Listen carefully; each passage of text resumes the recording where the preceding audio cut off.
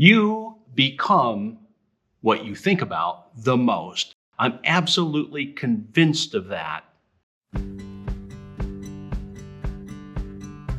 You become what you think about the most. I'm absolutely convinced of that. It's worked for me for my entire life. When I was a culinary arts teacher, I used to say that to my students all the time because I believe that everyone is born with a gift or a talent. And I always tried to do that to inspire or encourage my students to think about that. Sometimes I would use examples. If you think about drinking all the time, well, you're going to drink a lot. Or if you think about doing other things, you're going to be doing that. But what are your talents? What are your gifts? Think about that and how you can apply them to your life and make money. That mantra has worked for me my entire life, but I never recognized it until I was a lot older.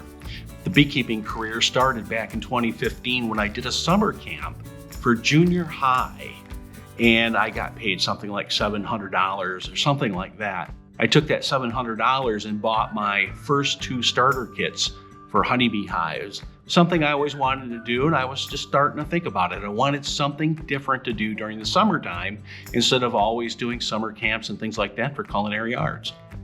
So I enjoyed it. And even back then, when I had the honeybee hives, Ann and I, all we owned was our home, but we lived on a cul-de-sac. I really didn't have a place to keep honeybees. It just didn't work very well on a cul-de-sac. So I started asking friends, hey, can I put beehives on your property? And I'm like, yeah, sure. So I started out with 2 colonies, and there I am on their property. Then I got addicting because you have to do splits and you make more bees. And I'm like, wow, this is fun. I get to sell my honey, I get to eat my honey and pay for my investment. Then I had friends coming to me, go, hey, would you put bees on our property? So I did. I kept expanding, and within like 2 or 3 years, I had, 30 colonies or something like that, and all on different properties with no electric fence. So I was starting to learn too that honey bears like to get into a honeybee colony.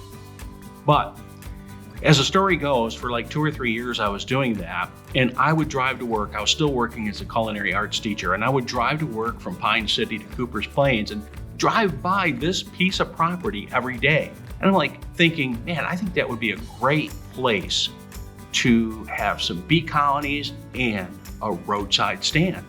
Every day, I drove by there every day for 15 years, and then I realized after beekeeping for a while, you know what? I think I might write the owner a letter.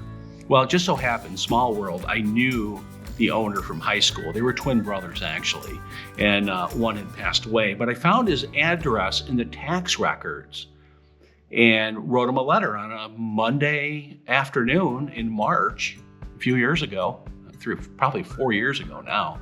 And he called me the following Friday.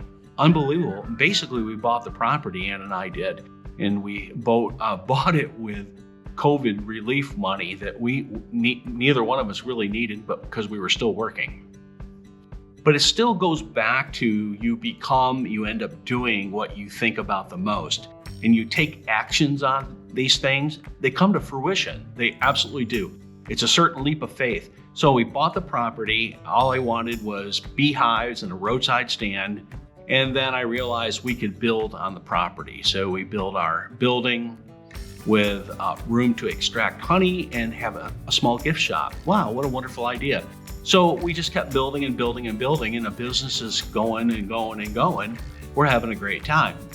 I decided to retire from culinary arts, and so did Ann. Ann decided to retire from her job. So now we're like, wow, we're having fun and investing in the community, investing in ourselves. It's kind of a nice, really kind of a retirement project, if you will. I mean, who retires, really? But again, you become what you think about the most. That's my whole thing with this video. You become what you think about the most. But no, I didn't become a honeybee, but I did become a beekeeper and a business owner. So this is for you, those who want to have a bee business maybe, or a business. You got to go for it. You just got to do it and go through the hard times, and things will work out. So that's that. We'll catch you on the B side.